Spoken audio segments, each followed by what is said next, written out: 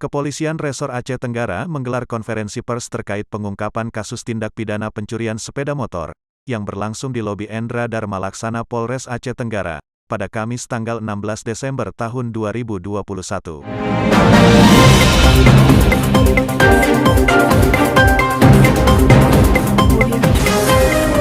Konferensi pers dipimpin langsung Kapolres Aceh Tenggara AKBP Bramanti Agus Suyono, SHSIK MH, didampingi Kabak Ops AKP Binsar Sihotan SH, Kasih Humas Ibtu Saniman dan KBO Satreskrim Ibtu Herianto Arnab.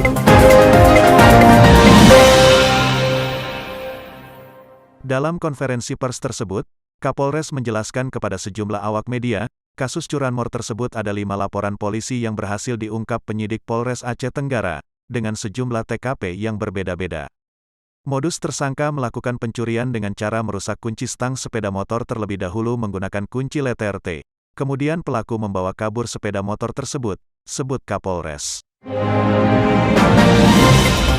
Kapolres menambahkan, dalam pengungkapan kasus ini penyidik berhasil mengamankan 4 orang tersangka dengan inisial NR, DA, YR, dan AJ. Penyidik juga telah mengamankan barang bukti berupa 5 unit sepeda motor, ungkap AKBP Bramanti.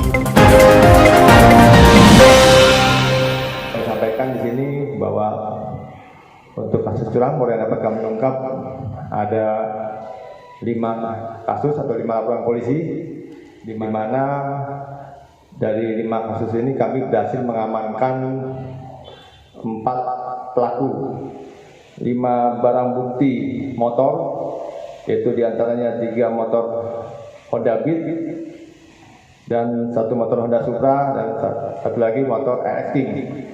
Dan saat ini para pelaku sudah kami amankan dalam proses penyidikan lebih lanjut.